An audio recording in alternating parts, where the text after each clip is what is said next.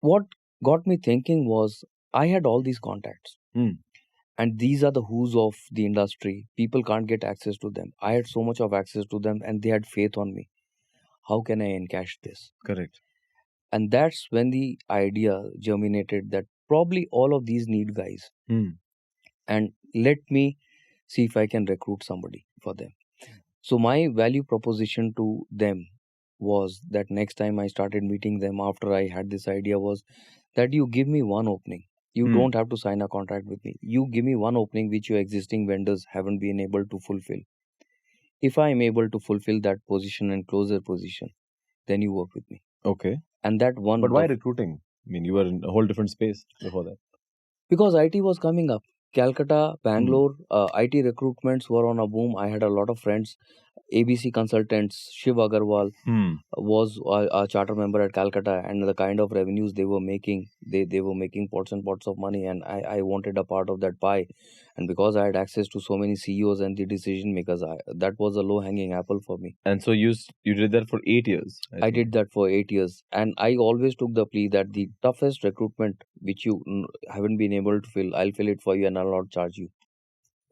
Probably that would prove my integrity and my intent to you. And then if you want, at the peak of my recruitment business, I was recruiting for Yahoo India, for NDS, which got acquired by Cisco for 5 billion, for Nokia, for InnoMind Ventures, for some of the biggest names Bangalore has. And I positioned myself, I was headhunting, basically not even recruiting, I was headhunting CTOs, the service head, delivery heads, directors. Hmm. And my typical billing during that time for filling up positions, I used to get paid anything from 3 lakhs to 5 lakhs a position. 3 lakhs to 5 lakhs a position. I used to get 18%. The market going rate was 8.33, and I used to get 18%, and the typical salaries would be anything from 70 lakhs to a crore at that level.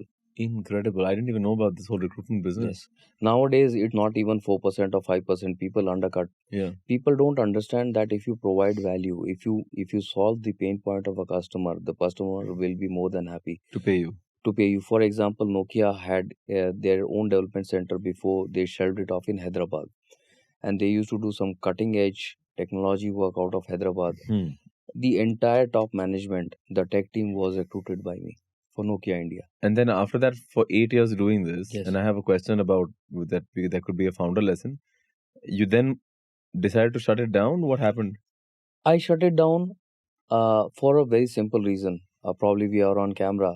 There, as a company grows big, as more and more people join, people at the high level or certain startup have certain expectations that Hmm. okay, this guy is making so much of money. What is in it for me?